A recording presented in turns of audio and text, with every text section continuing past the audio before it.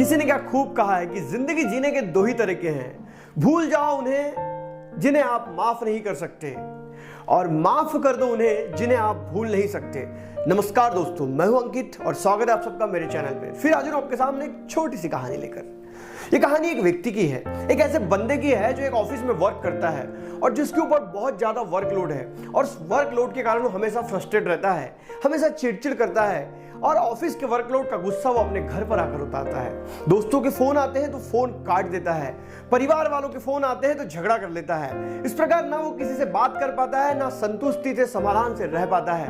वो हमेशा सोचता है कि उसकी जिंदगी का होना नहीं होना बराबर है।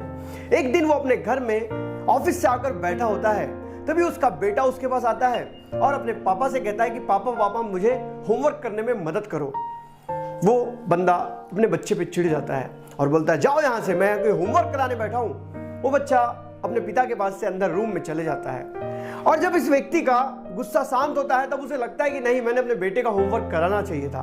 और जब वो अंदर जाता है अपने बेटे के पास तो वो देखता है कि उसका बेटा सो चुका है, लेकिन होमवर्क करते करते उसने कॉपी अपने माथे पे ही रख ली है।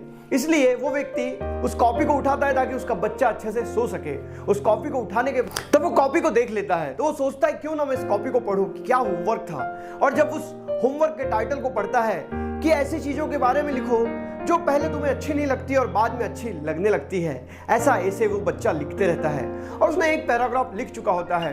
बाद में वो बंदा उस कॉपी को पढ़ना शुरू करता है। बच्चा लिखता है कि थैंक यू एग्जाम, जो हमें पहले अच्छी नहीं लगती लेकिन वो एग्जाम खत्म होने के बाद हमें समर वेकेशन की छुट्टियां मिल जाती है।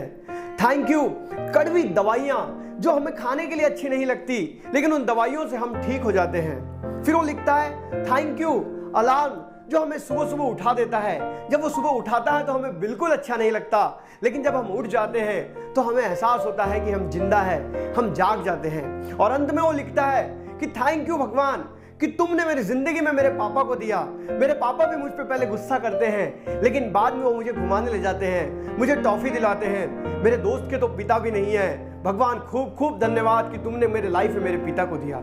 यह आखिरी लाइन पढ़ने के बाद वो बंदा अंदर तक झंझोड़ जाता है। उसे ये सोचना बड़े मजबूर होना पड़ता है कि उसकी जिंदगी में कितना कुछ है जिन चीजों को वो मिस कर रहा है। और वो उस निबंध को बच्चे की तरह फिर से आगे रिपीट करना शुरू करता है और कहता है कि थैंक यू गॉड कि तुमने मुझे एक घर दिया। कई लोगों के पास तो घर भी नहीं होते। कि थैंक यू भगवान तुमने मुझे एक परिवार दिया। कई लोगों के पास तो परिवार भी नहीं होते। थैंक यू भगवान तुमने मुझे एक ऑफिस दिया, एक वर्क दिया। कई लोगों के पास तो काम भी नहीं होता।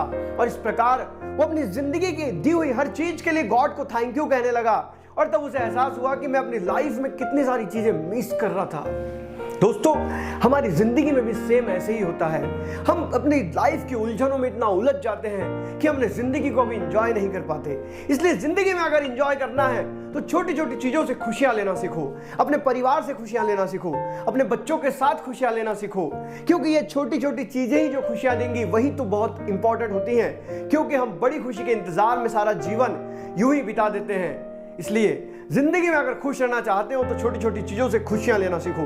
आपके अचीवमेंट तो बहुत सारी है, सिर्फ आपको अपनी शक्तियों को समेटने की जरूरत है और अपनी शक्तियों को समेट कर ही तो आप अपनी अचीवमेंट को हासिल कर सकते हैं और खुश भी रह सकते हैं। दोस्तों, अगर कहानी अच्छी लगी तो वीडियो को लाइक करो।